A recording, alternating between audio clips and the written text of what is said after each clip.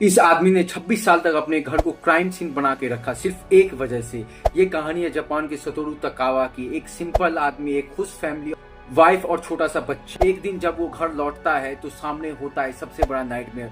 उसकी वाइफ का brutally murder किसी ने कर दिया और हैरानी की बात है कि उसके बच्चे को खरोंच तक नहीं आई। फिर क्या, फिर पुलिस आती है, इन्वेस्टिगेशन होती है, बट कोई सॉलिड एविडेंस नहीं मिलता है।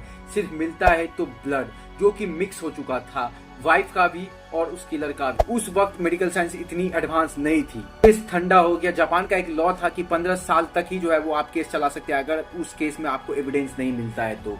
लेकिन सतोरू तकावा ने हार नहीं मानी। उसने 26 साल तक उस अपार्टमेंट का रेंट दिया $1,45,000 और घर का एक भी सामान टच नहीं होने दिया। सब कुछ वैसा का वैसा जैसे मर्डर के दिन था। फिर क्या, उसने एनजीओ और पॉलिटिकल पार्टीज तक लॉबिंग की सिर्फ एक चीज के लिए, ताकि ये 15 साल वाला लॉ बदल सके। और आखिरकार जापान का इसने लॉ बदलवा दिया। फिर बहुत साल बीत गए, इसने हार नहीं मानी, केस को रीओपन करवाया। अब मेडिकल साइंस बदल चुकी थी, डीएनए टेस्टिंग और एडवांस ब्लड टेस्टिंग भी आ चुकी थी। और इसने ब्लड टेस्ट करवाया और कातिल का पता चल गया। और वो थी इन्हीं की स्कूल की फ्रेंड, जो कि इनके अपार्टमेंट के पास ही रहा करती थी। मर्डर का रीजन था सतोरू तकावा ने इस लड़की का प्रपोजल रिजेक्ट कर दिया था स्कूल में। तो इनकी फ्रेंड ने जो है उसी रिजेक्शन का बदला लेने के लिए इनकी वाइफ का मर्डर कर दिया। बट ये कहानी है लव और कन्विक्शन की, इस आदमी की कन्विक्शन की जिसने 26 साल तक इंतजार किया।